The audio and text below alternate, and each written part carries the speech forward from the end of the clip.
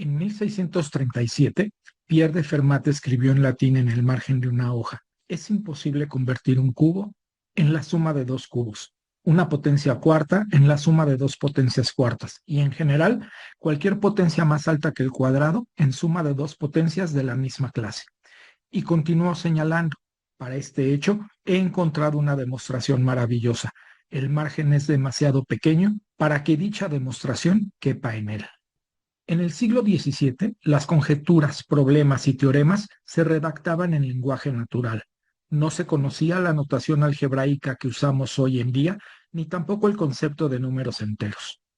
Incluso, en un monumento construido a finales del siglo XIX en honor a Fermat, su conjetura se expresó con una desigualdad.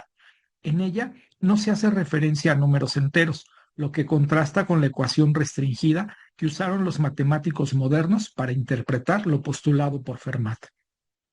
En el proyecto Matemática sin Dolor, nos gusta ser disruptivos con la matemática y acercarla a las personas de forma comprensible.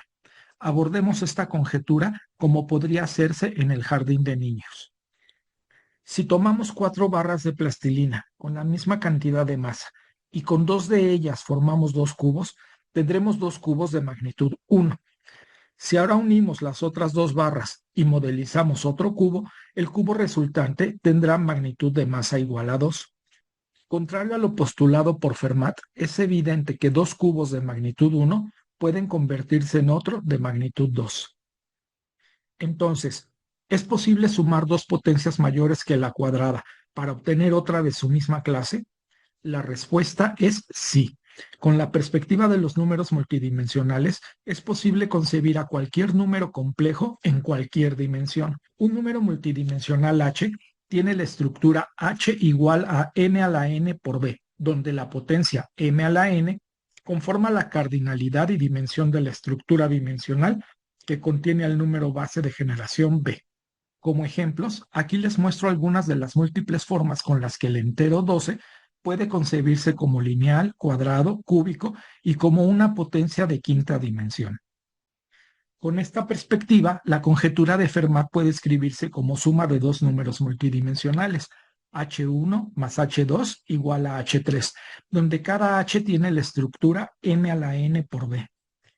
En la imagen se pueden apreciar una suma de números enteros de dimensión cúbica, otra de fracciones de dimensión 4 y una tercera de números imaginarios de quinta dimensión. Si han escuchado la historia del último teorema de Fermat, se preguntarán, entonces, ¿qué hizo Andrew Wiles? En 1994, Andrew Wiles demostró magistralmente la conjetura de los japoneses Taniyama Shimura, pero no abordó la conjetura de Fermat directamente. Él dedujo que la conjetura de Fermat era verdadera porque en 1986 Kenneth Alan Rivet estableció que si la conjetura Taniyama-Shimura era cierta para un tipo especial de curvas, entonces la última conjetura de Fermat también lo sería. A lo largo de la historia, la última conjetura de Fermat se ha interpretado de diferentes formas, y aquí tienen otra. Les invito a reflexionar de forma objetiva lo que Fermat realmente postuló. Él creyó que era imposible sumar cubos o potencias superiores para obtener otra de la misma clase. Sin embargo, como vieron en los ejemplos presentados, esto no es correcto. Fermat no mencionó explícitamente que los sumandos de su conjetura debían de ser enteros, tampoco el teorema de Pitágoras, y mucho menos algo relacionado con teoría de números. Que eso se haya asumido por tanta gente es otra cosa. Pero ¿ustedes qué piensan? ¿Es posible sumar cubos y potencias superiores para obtener otra de su misma clase? Los ejemplos concretos, gráficos y aritméticos que les mostré cumplen o no con lo postulado por Fermat. Si también les gusta proclamar la verdad, compartan este video y coméntenlo. Eso enriquece el pensamiento. Gracias por su atención.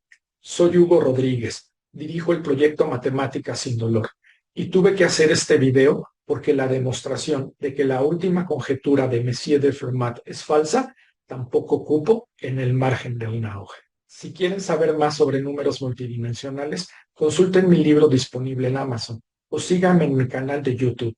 Hagan un gran día y vivan la matemática sin dolor.